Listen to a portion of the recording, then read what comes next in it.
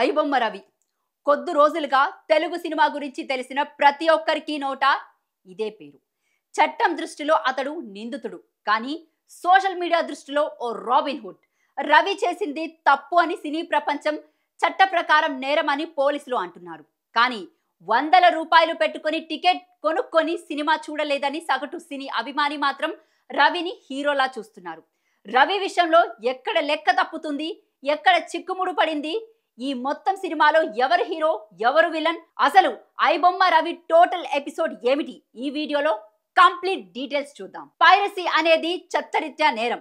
కోట్లాది రూపాయలు ఖర్చు చేసి సినిమాను తెరకెక్కించే నిర్మాతలకు ఇది ఒక రకంగా మరణ శాసనం. అలాంటి పైరసీకి పాల్పడే వ్యక్తి అరెస్ట్ అయితే అందరూ సంతోషించాలి, పోలీసులను అభినందించాలి.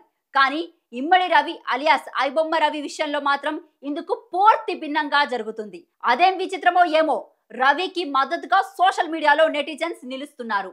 రవి మా రాబిన్ హుడ్ అంటూ పోస్టులు పెడుతున్నారు. చివరకు పోలీసులపైనే మీమ్స్ వేశారు. దీంతో ఇలాంటి పని చేస్తే కఠిన చర్యలు తప్పవు అని పోలీసులు వార్నింగ్ ఇచ్చే వరకు పరిస్థితి వచ్చింది. ఇమ్మడి రవికి సోషల్ మీడియాలో అంత మద్దతు ఎందుకు? ఒక నిందితుడికి మద్దతుగా లక్షలాది మంది దన్నుగా నిలబడడానికి కారణం ఏమిటి?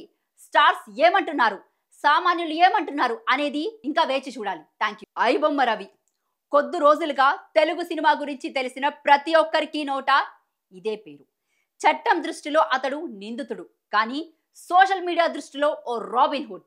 రవి చేసింది తప్పు అని సినీ ప్రపంచం, చట్ట ప్రకారం నేరమని పోలీసులు అంటున్నారు. కానీ వందల రూపాయలు పెట్టుకొని టికెట్ కొనుక్కొని సినిమా చూడలేదని సగటు సినీ అభిమాని మాత్రం రవిని హీరోలా చూస్తున్నారు. రవి విషయంలో ఎక్కడ లెక్క తప్పుతుంది, ఎక్కడ చిక్కుముడు పడింది, ఈ మొత్తం సినిమాలో ఎవరు హీరో ఎవరు విలన్, అసలు ఐబొమ్మ రవి టోటల్ ఎపిసోడ్ ఏమిటి, ఈ వీడియోలో కంప్లీట్ డీటెయిల్స్ చూద్దాం. పైరసీ అనేది చట్టరీత్యా నేరం. కోట్లాది రూపాయలు ఖర్చు చేసి సినిమాను తెరకెక్కించే నిర్మాతలకు ఇది ఒక రకంగా మరణ శాసనం.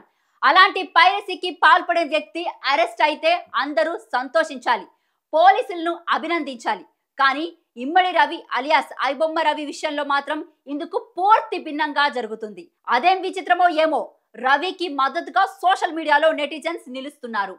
రవి మా రాబిన్ హుడ్ అంటూ పోస్టులు పెడుతున్నారు. చివరకు పోలీసులపైనే మీమ్స్ వేశారు. దీంతో ఇలాంటి పని చేస్తే కఠిన చర్యలు తప్పవు అని పోలీసులు వార్నింగ్ ఇచ్చే వరకు పరిస్థితి వచ్చింది. ఇమ్మడి రవికి సోషల్ మీడియాలో అంత మద్దతు ఎందుకు? ఒక నిందితుడికి మద్దతుగా లక్షలాది మంది దన్నుగా నిలబడడానికి కారణం ఏమిటి? స్టార్స్ ఏమంటున్నారు, సామాన్యులు ఏమంటున్నారు అనేది ఇంకా వేచి చూడాలి. Thank you.